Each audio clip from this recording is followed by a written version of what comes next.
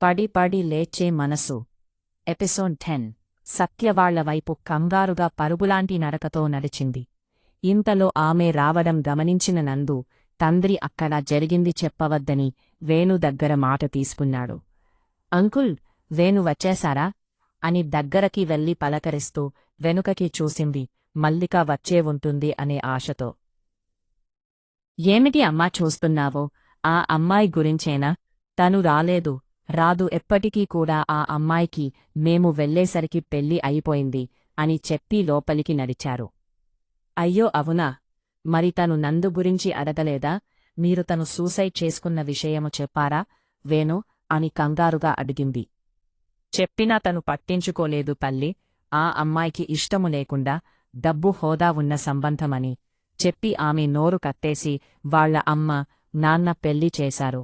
తను మాట్లాడకుండా మౌనంగా ఉండిపోయింది తల దించుకుని అని చెప్పి కొడుకును ఆ అమ్మాయి చేసింది అని విషయము బయటపడనివ్వలేదు. తండ్రి వచ్చాడాయ్, మల్లిక కూడా వచ్చే ఉంటుందనే ఆనందంతో పద్మ వెనుక బయటకి వచ్చారు. వాళ్ల సంభాషణ విని అక్కడే గోడకి జారపడి తల పట్టుకుని కిందకి కూర్చోపడిపోయాడు ఏడుస్తూ. అతను ఏడవడం చూసి తల్లి, ఒరే నందు, ఏమైంది నాన్నా? మల్లిక ఈరోజు పరీక్ష ఉందని రావడం కుదరక రాలేదు అంట. ఇంకో రోజు వస్తుందని మీ నాన్న ఇంకా ఇప్పుడు చెప్పారు. నిన్ను బాధపడవద్దు అని, నిన్ను బాగా చూసుకోమని మీ నాన్నకి మరి చెప్పి పంపింది. కాదండి చెప్పండి అని భర్త వైపు చూచింది జాలిగా. నాకు తెలుసు అమ్మా, తను ఇంకా రాదు.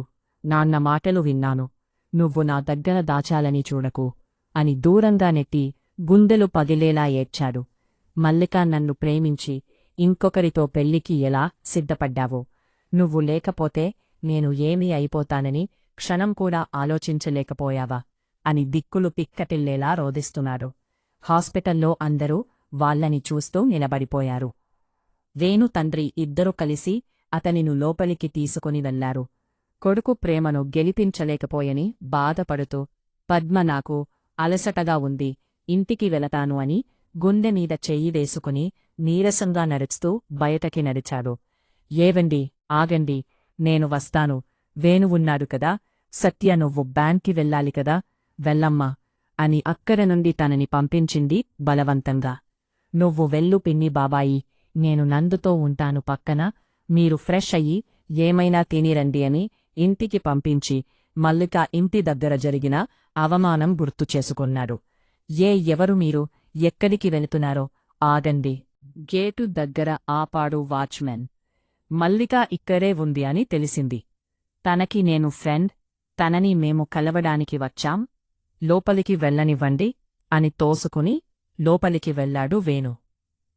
ఆగండి, లోపల మా బాస్కి అమ్మాయిగారికి నిశ్చితార్థం జరుగుతుంది. ఆగండి, మిమ్మల్ని లోపలికి పంపితే నా ఉద్యోగం పోతుందని అక్కడే ఆపేశాడు. వాళ్ళు నిశ్చితార్థం జరుగుతుందా అని ఆశ్చర్యం పోతూ కంగారుగా లోపలికి పరుగు తీశారు. లోపలికి వెళ్లి తాంబూలాలు మార్చుకున్నప్పుడు వాళ్ల చేతులలో పళ్ళెం ఆపతూ పక్కకి గెంతాడు వేణు.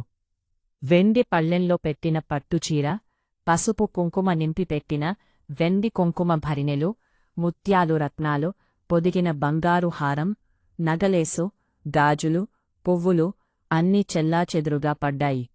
అది చూసి మధ్యలో ఆటంకము కలిగించింది. ఎవరని ఆవేశముతో మండిపడ్డారో అక్కడ 2 కుటుంబాలు వాళ్ళు. క్షమించండి, నిశ్చితార్థం జరిగిపోతుందని కంగారులో ఇలా చేశాడు. అస్సలు ఎవరు మీరు? ఎందుకు ఇక్కడికి వచ్చి నిశ్చితార్థం మధ్యలో చెడకొట్టారు అని లేచి నిలబడ్డాడు పెళ్ళికొడుకు. మేము ఎవరో మీరో పెళ్లి చేసుకోవాలని అనుకుంటున్నారు కదా. ఆ అమ్మాయికి బాగా తెలుసు. తనని అడగండి. మల్లిక, నువ్వు టెన్షన్ పడకు. మీ నాన్నగారును ఒప్పించి మీ ప్రేమ గెలిపించాలని నందు వాళ్ల నాన్న వచ్చారు అని ముందుకి అడుగు వేశాడు వేణు. అవును అమ్మా, మీ నాన్నగారితో మీ పెళ్లికి ఒప్పించాలని, మీ ప్రేమ పెళ్లి వరకు తీసుకుని వెళ్తాలని వైజాగ్ నుండి ఇంత దూరం వచ్చాం. లేకపోతే నా కొడుకు ప్రాణాలతో ఉండేలా లేడని చెప్పి కనీళ్లు పెట్టుకున్నాడు అని ముందుకి అడుగు వేశాడు వేణు. వేణు మల్లిక అర్థం కానట్టు చూస్తుంటే, అవును మల్లిక, నందు సూసైడ్ చేసుకున్నాడు అని కళ్ళు తుడుచుకుని మీకోసం ఆలోచించి పిచ్చోడు అయిపోతున్నాడు. నిన్ను చూడాలని నీ పేరే కలవరిస్తున్నారు. నిన్ను తీసుకుని వెళ్తామని వచ్చాంరా మల్లిక అని దగ్గరికి నడిచాడు. ఎవరు మీరు? ఎవరికోసం వచ్చి ఎవరిని చూసి ఏమి మాట్లాడుతున్నారు? నిన్ను మీరు అనుకున్న మల్లిక ఆవేశముతో మండిపడ్డారు. అక్కడ 2 కుటుంబాలు వాళ్ళు. క్షమించండి, నిశ్చితార్థం జరుగుతుందని కంగారులో ఇలా చేశాడు. అస్సలు ఎవరు మీరు? ఎందుకు ఇక్కడికి వచ్చి నిశ్చితార్థం మధ్యలో చెడగొట్టారు? అని లేచి నిలబడ్డారు పెళ్ళికొడుకు. మేము ఎవరు? మీరు పెళ్లి చేసుకోవాలని అనుకుంటున్నారు కదా? ఆ అమ్మాయికి బాగా తెలుసు. తనని అడగండి. మల్లికా, నువ్వు టెన్షన్ పడకు. మీ నాన్నగారును ఒప్పించి మీ ప్రేమ గెలిపినాలని నందు వాళ్ల నాన్న వచ్చారే అని ముందుకి అడుగు వేశాడు వేణు. అవును అమ్మా, మీ నాన్నగారితో మీ పెళ్లికి ఒప్పించాలని, మీ ప్రేమ పెళ్లి వరకు తీసుకొని వెళ్లాలని వైజాగ్ నుండి ఇంత దూరం వచ్చాం. లేకపోతే నా కొడుకు ప్రాణాలతో ఉండేలా లేడని చెప్పి కనిళ్లు పెట్టుకున్నాడు. వేణు మల్లిక అర్థం కానట్టు చూస్తుంటే, అవును మల్లిక, నందు సూసైడ్ చేసుకున్నాడు అని కళ్ళు తుడుచుకొని నీకోసం ఆలోచించి పిచ్చోడు అయిపోతున్నాడు. నిన్ను చూడాలని నీ పేరే కలవరిస్తున్నాడు. నిన్ను తీసుకుని వెళ్తామని వచ్చాంరా మల్లిక అని దగ్గరికి నడిచాడు. ఎవరు మీరు? ఎవరికోసం వచ్చి ఎవరిని చూసి ఏమి మాట్లాడుతున్నారు? నిన్ను మీరు అనుకున్నా మల్లిక కాదు. నాకు మీరు ఎవరు తెలియదు. నాన్న వీళ్ళో ఎవరో నాకు తెలియదు అని ఏడుస్తూ తండ్రి పక్కన నిలబడింది. ఏమిటి అమ్మా, నేను తెలియదు అంటే అర్థం ఉంది. నా కొడుకు నువ్వు ఒకరిని ఒకరు ప్రేమించుకున్నారా కదా? తెలియదని ఎందుకు దాస్తున్నామ్మా? నువ్వు భయపడకు తల్లి. నేను మాట్లాడి మీ పెళ్లి దగ్గర ఉండి చేర్పిస్తాం. ఏమైతీరా మీరు మాట్లాడేది, మేము వినేది? అస్సలు మిమ్మల్ని ఇక్కడ వరకు ఎవరు పంపారు అని మేర పట్టుకుని ఇద్దరిని బయటకి గెంటాడు మల్లికా తండ్రి. సార్, మీరు నేను చెప్పేది వినండి. మీ అమ్మాయి భయంతో మీ దగ్గర ప్రేమ విషయము దాచింది. కావాలి అంటే ఈ ఫోటో చూడండి. మావాడు తను కలిసి బీచ్లో తీసుకున్నారు అని ఫోన్ చూపించాడు. వెనుక లోపల ఉన్న అందరూ వచ్చి ఫోన్ చూస్తారని భయంతో ఫోన్ కింద పడేసి కాళ్లతో తొక్కి పడేశాడు. ఇద్దరిని బయటికి గెంటి ఇంకోసారి ప్రేమ దోమ అని ఇళ్లమీదికి వస్తే మర్యాదగా ఉండదు.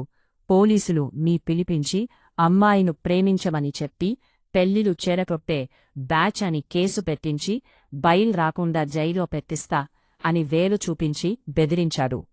బాబూ, మీరు ఎందుకు బయటికి వచ్చారో వీళ్ళ గురించి మీకు తెలియదు.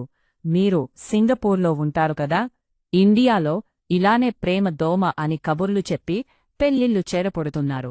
నేను చూసుకుంటా, లోపలికి పడండి అని పంపించాడు. సార్, అబద్ధం చెప్పుతున్నారు సార్. వీళ్ళ అమ్మాయి మా వాడిని ప్రేమించింది అని చెప్పుతుంటే మల్లిక బయటికి వచ్చి, డాడీ, వీళ్ళును ఏదోలా ఇక్కడ నుండి పంపించేయండి.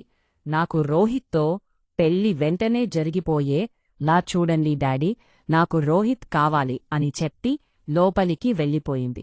అమ్మా, మల్లిక నందు గురించి ఆలోచించి ఒక్కసారి పనని చూసి పలకరించి వెళ్ళమ్మా, నిన్ను ఇంక ఏమీ అడగము అని లేచి ఆమెను పిలుస్తూ లోపలికి నడిచాడు.